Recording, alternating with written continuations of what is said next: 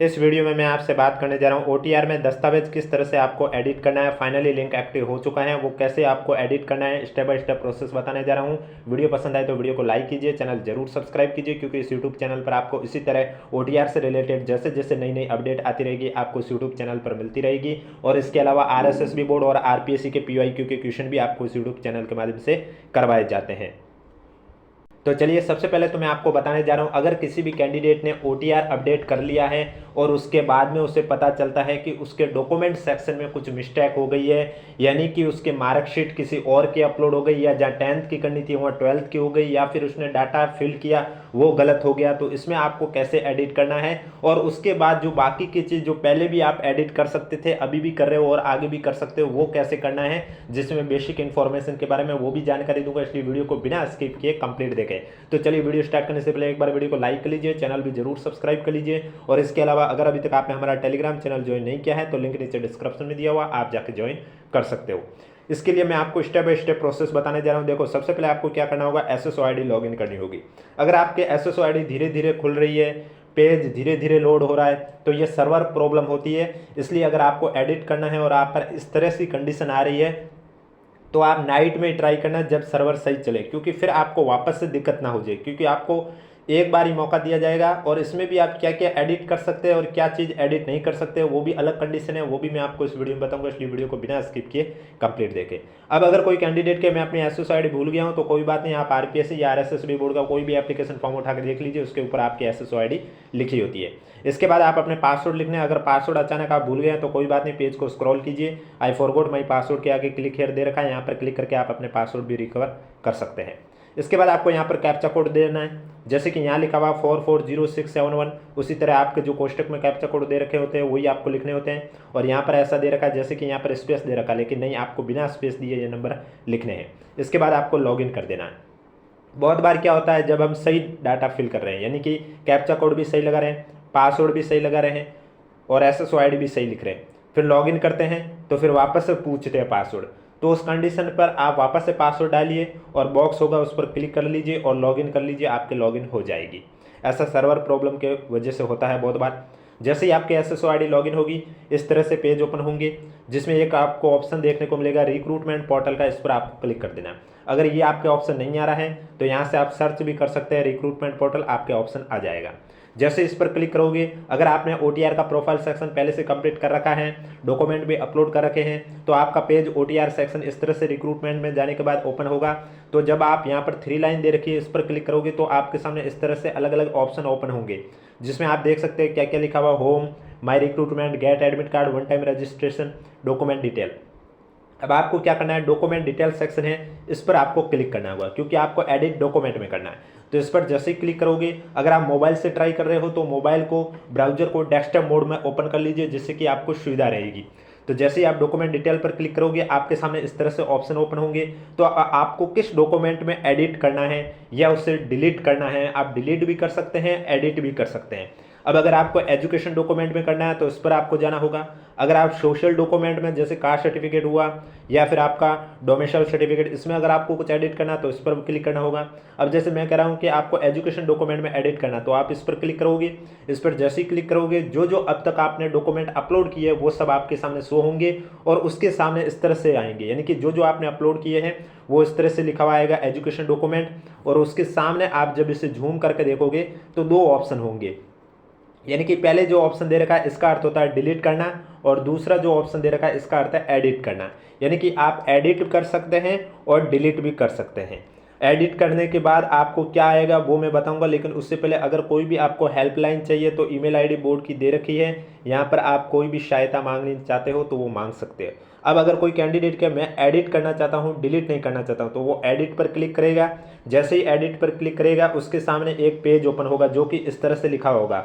यहाँ पर स्पष्ट रूप से क्या क्या लिखा हुआ है वो भी मैं बताने जा रहा हूँ, लेकिन उससे पहले वीडियो को लाइक नहीं किया तो एक बार वीडियो को लाइक कर लीजिए, चैनल भी जरूर सब्सक्राइब कर लीजिए। यहाँ पर स्पष्ट रूप से लिखा हुआ है कि आप ओटीआर के डॉक्यूमेंट डिटेल सेक्शन में अपनी शैक्षणिक योग्यता या फिर अन्य दस्तावेज में परिवर्तन करने हेतु इस सुविधा का उपयोग कर रहे हैं। यह सुविधा केवल एक बार उपयोग की जा सकती है। अब देखना, ध्यानपूर्वक सोचना, आप एडिट करो उससे पहले आराम से कहीं से भी वीडियो आराम से देखिए कि कहीं आपसे वापस से गलती ना हो जाए, इस बात का खास ध्यान रखना। अब यहाँ पर क्या लिखा हुआ है कि OTR के डॉक्यूमेंट डिटेल में जिस भी शैक्षणिक योग्यता, चाहे वो 10th की आप एडिट कर रहे हो, 12th की कर रहे हो, ग्रेजुएशन की कर रहे हो या RSCIT सर्टिफिकेट की कर रहे हो, उसमें अगर एक बार एडिट कर दिया आपने, उसके बाद आपको वहाँ पर सुविधा नहीं दी जाएगी। यहाँ पर स्पष्ट रूप से लिखा हुआ है कि अपनी शैक्षणिक योग्यता या अन्य दस्तावेज जैसे मूल निवास प्रमाण पत्र, OBC वाला जो भी आपका OBC SC ST का जाति प्रमाण पत्र हो या मूल निवास प्रमाण पत्र हो या फिर कोई भी आपका सर्टिफिकेट हो, उस दस्तावेज में परिवर्तन करने हेतु इस सुविधा का उपयोग कर रहे हैं एडिट का। यह सुविधा केवल एक बार उपयोग की जा सकती है, इसके बाद आप इसका उपयोग नहीं कर सकते। इस फीचर के माध्यम से आप केवल उन्हीं विवरणों में संशोधन कर सकते हैं जिन्हें आपने मैनुअली दर्ज किया है। यदि किसी विवरण को डिजिलॉकर या ई-वॉलेट से प्राप्त किया गया है तो उस विवरण में केवल वही कॉलम संशोधित किए जा सकेंगे जो आपने स्वयं मैनुअली भरे थे। अब देखो, इसमें भी आप क्या एडिट कर सकते हैं क्या नहीं कर सकते वो बताने जा रहा हूँ। एक तो वे सभी चीज़ आप एडिट एक बार कर सकते हैं जिसको आपने मैनुअली रूप से दर्ज किया है। यानी कि अगर आपका डाटा डिजिलॉकर या ई-वॉलेट पर अवेलेबल नहीं है और आपने मार्कशीट या डिग्री मैनुअली रूप से अपलोड की है तो उसमें आप एडिट कर सकते हैं। और उसके ऊपर जो बेसिक डिटेल लिखी होती है एजुकेशन से रिलेटेड, यानी कि कब पास किया, कौन सी बोर्ड से, कौन सी सब्जेक्ट, कितने परसेंटेज, कितने मार्क्स बने, कितने में से आए, कौन सी सब्जेक्ट, ये सब चीज़, कौन सा कोर्स, ये सब चीज़ें भी आप एडिट कर सकते हैं। लेकिन अगर आपने कोई भी मार्कशीट या कोई भी दस्तावेज डिजिलॉकर से एक्सेस दिया है तो उस कंडीशन पर उसमें आप उस मार्कशीट को एडिट नहीं कर सकते। अगर डिजिलॉकर से दिया है तो उसमें फिर आप जो बेसिक जानकारी आपने उसके बाद फिल की है, यानी कि जैसे ग्रेजुएशन की डिग्री आपने डिजिलॉकर से ली है, डिजिलॉकर से सेव वेरीफाई हुआ, उसके बाद नीचे आपको बेसिक डिटेल फिल करनी होती है मैनुअली रूप से जो आपने की है, बोर्ड का नाम, यूनिवर्सिटी का नाम, आपका कौन सा कोर्स था, ग्रेजुएशन कौन से सब्जेक्ट से किए, कितने बने हैं, एनरोलमेंट नंबर हुए, रोल नंबर हुए, ये सब चीज़ आप एडिट कर सकते हैं। लेकिन जो मार्कशीट या डिजिलॉकर से आपने जो सर्टिफिकेट प्राप्त किया है उसमें आप एडिट नहीं कर सकते। यहाँ पर स्पष्ट रूप से लिखा हुआ है कि इस फीचर के माध्यम से आप केवल उन्हीं विवरणों में संशोधन कर सकते हैं जिन्हें आपने मैनुअली दर्ज किया है। यदि किसी विवरण को डिजिलॉकर या ई-वॉलेट से प्राप्त किया है तो उस विवरण में केवल वही कॉलम संशोधित किए जा सकेंगे जो आपने स्वयं मैनुअली भरे थे। यानी कि वहाँ से जो डिजिलॉकर से डाटा फेच हुआ है उसमें आप छेड़छाड़ नहीं कर सकते। जो मैनुअली भरा है उसी के साथ आप एडिट कर सकते हैं, वो भी एक बार एडिट हो गया उसके बाद उसमें आपको वापस से मौका नहीं दिया जाएगा।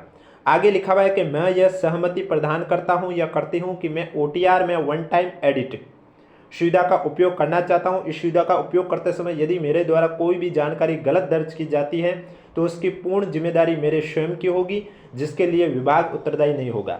यानी कि आप एडिट करने के बाद कोई गलत जानकारी डालते हो तो इसकी पूरी जिम्मेदारी आपके स्वयं की होगी, विभाग की नहीं होगी। इसके बाद मैं पुष्टि करता हूं मैंने ऊपर दिए गए सभी निर्देश पढ़े हैं, उनसे सहमत हो, आपको बॉक्स पर क्लिक कर देना है। और जैसे ही आप एग्री पर क्लिक करोगे उसके बाद आपने यानी कि जिस भी डाटा, यानी कि चाहे 10th की डिटेल हो, 12th की डिटेल हो, ग्रेजुएशन की, जिसके आगे भी आपने एडिट पर क्लिक करके ये बॉक्स पर क्लिक करके एग्री किया है, वो डाटा पूरा आपके सामने ओपन हो जाएगा। और उसमें फिर आपके जिस बॉक्स में आपको एडिट करना है, चाहे वो रोल नंबर को लेकर हो, परसेंटेज को लेकर हो, पासिंग ईयर को लेकर हो, बोर्ड यूनिवर्सिटी के नाम को लेकर हो, सब्जेक्ट ग्रुप को लेकर हो, कोर्स नाम को लेकर हो, एडिट करना चाहते हो तो वो आप एडिट कर सकते हैं। मार्कशीट भी अगर आपने मैनुअली अपलोड किए या सर्टिफिकेट मैनुअली अपलोड किया तो आप एडिट कर सकते हैं, लेकिन डिजिलॉकर से अपलोड किया तो उसको आप एडिट नहीं कर सकते हो। तो इस तरह से आपको डॉक्यूमेंट सेक्शन में एडिट करना हो। आशा करता हूं आप समझ गए होंगे कि किस तरह से आपको डॉक्यूमेंट सेक्शन में एडिट करना है। वीडियो पसंद आया तो वीडियो को लाइक कीजिए, चैनल जरूर सब्सक्राइब कीजिए। अब बताने जा रहा हूं बाकी की चीज़ें, यानी किसी के रिलीजन में दिक्कत हो रही है, किसी के नाम में मिस्टेक हो गई है, हिंदी नाम में मिस्टेक हो गई है, किसी के लेफ्ट की जगह राइट थंब अपलोड हो गया, किसी के फोटो को लेकर मिस्टेक हो गई है, तो वो कैंडिडेट एडिट कैसे करेंगे। तो वो कैंडिडेट एडिट करने के लिए क्या करेंगे, वापस जाएंगे बैक SSO ID पर।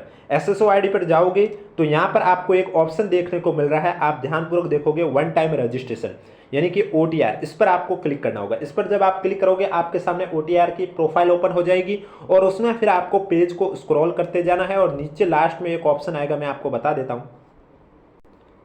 जब आप OTR में पेज को स्क्रॉल करते जाओगे तो लास्ट में ये ऑप्शन आएंगे आपके पास, update detail from Aadhaar, fetch application, one time OTR edit, OTR history और डॉक्यूमेंट डिटेल। तो यहाँ पर आपको वन टाइम OTR एडिट पर क्लिक करोगे तो साइड से आपसे एडिट का ऑप्शन ओपन हो जाएगा और उसमें जो जो जानकारी दे रखी है वो सब चीज़ आप एडिट कर सकते हैं। यानी कि उसमें क्या क्या दे रखा होगा, तो मैं आपको बता देता हूँ, उसमें जो आपका कैंडिडेट नेम हिंदी है वो दे रखा होगा, आपके मदर का नाम लिखा होगा, आपके मदर का नाम हिंदी में लिखा होगा, फादर का नाम हिंदी में लिखा होगा। इसके अलावा आपका मैरिज स्टेटस हुआ, या आप कहाँ के निवासी है, या आपकी कैटेगरी हुई है, या स्पेशल कैटेगरी हुई है, ये सब चीज़ आप एडिट कर सकते हैं। या विजिबल बॉडी मार्क्स को लेकर हुआ, या टीएसपी को लेकर हुआ, नेशनलिटी को लेकर हुआ, आपके स्टेट को लेकर एडिट करना कर सकते हैं, डिस्ट्रिक्ट को एडिट करना है तो कर सकते हैं, परमानेंट एड्रेस को एडिट करना चाहते हो, स्टेट को, सिटी को, पिन कोड को एडिट करना चाहते हो तो वो भी आप एडिट कर सकते हैं।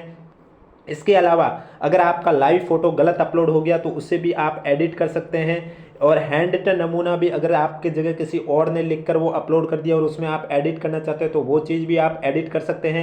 उसकी साइज पीडीएफ फॉर्मेट में 100 KB से लेकर 200 KB के बीच में रखनी है।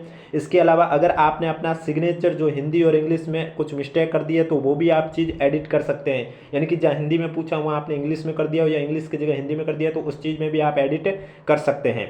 और इसके अलावा लेफ्ट थंब की जगह अगर आपका राइट थंब अपलोड हो गया गलती से तो उसमें भी आप एडिट कर सकते हैं। ये सब चीज़ एडिट हो जाने के बाद आपको क्या कर देना है, सबमिट पर क्लिक कर देना और वो आपका एडिट हो जाएगा। तो इस तरह से जो बाकी की बेसिक डिटेल आप एडिट कर सकते हैं, लेकिन ये भी डिटेल आप एक बार एडिट कर सकते हैं। इस तरह से आपके OTR में हर चीज़ अब एडिट हो रही है, लेकिन कंडीशन है कि वो आप एक बार एडिट कर सकते हैं, उसके बाद उसको एडिट नहीं कर सकते हैं। आशा करता हूँ आप समझ गए होंगे कि OTR में अपडेट के समय अगर कोई मिस्टेक हो जाती है तो उसमें आपको किस तरह से एडिट करना है, समझ गए होंगे। वीडियो पसंद आए तो वीडियो को लाइक कीजिए, चैनल जरूर सब्सक्राइब कीजिए। और बहुत साथी के ये कमेंट आ रहे थे कि हमारे दस्तावेज अपलोड नहीं हो रहे, तो मैं आपको फिर से बता देता हूँ दस्तावेज अपलोड नहीं होने के पीछे के 4 रीजन, जिसमें से अगर आपका भी एक रीजन है तो वो रीजन सुधार दीजिए, आपका डॉक्यूमेंट अपलोड हो जाएगा।